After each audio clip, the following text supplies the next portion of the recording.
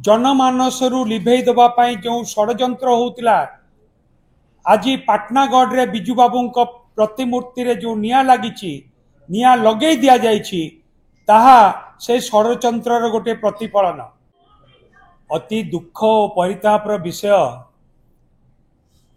जे ओडिशार स्वाभिमान प्रत्येकटी ओडिया जहाँ को लेकिन गर्व करती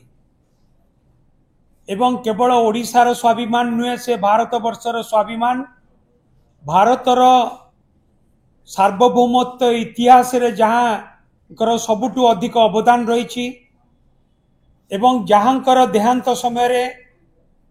तीन गोटी राष्ट्रर जातीय पताका तांको उपरे पड़ीथिला एवं प्रत्येकटी ओडियांकर गर्व गौरव बिजू बाबू तांको ना को जनमानसरू लिभेई देवाई जो षड्यंत्र होता आज पाटनागढ़ रे बिजू बाबू प्रतिमूर्ति रे जो निया लगी निया लगे दि जाहा से षड्यंत्र गोटे प्रतिफलन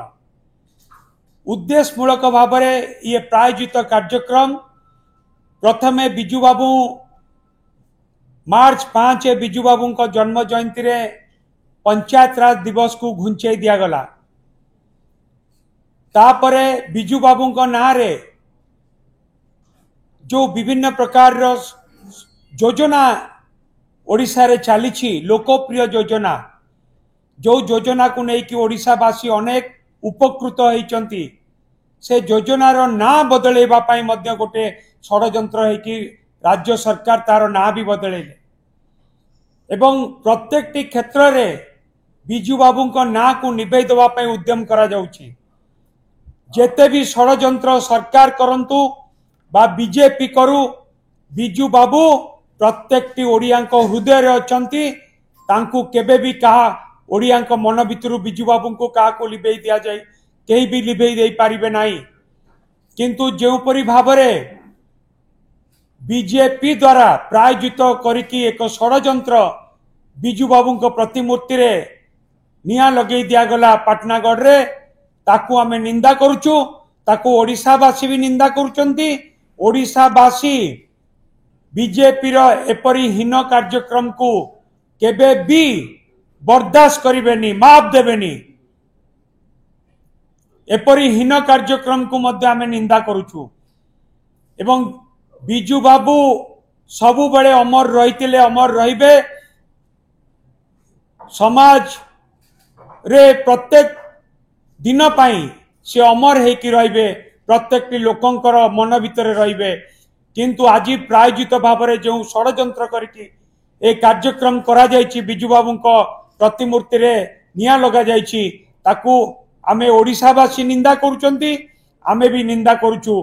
एवं या प्रतिवाद रे ए कथार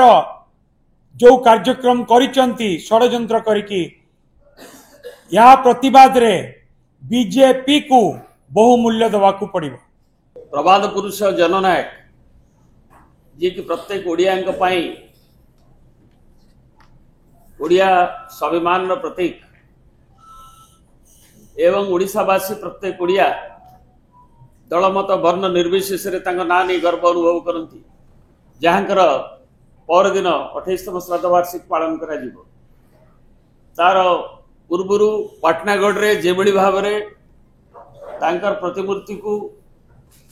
जाली पोड़ी दवाई जो हीन धारावाहिक भाव में चली बिजू बाबूंकर ना को बदलैवा बिजू बाबू ना रे आरंभ कर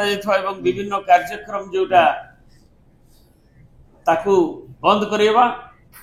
एवं बिजू बाबू कथा को लिभेवा पाई जो उद्यम ये तार एक प्रतिफलन ताकू आमे तीव्र निंदा करुचे ए संपर्क में आमर मीडिया सेल अध्यक्ष श्री प्रताप जेना एवं डॉक्टर अरुण साहू भी अच्छा अन्य आमर नेतृमंडली अच्छा से माने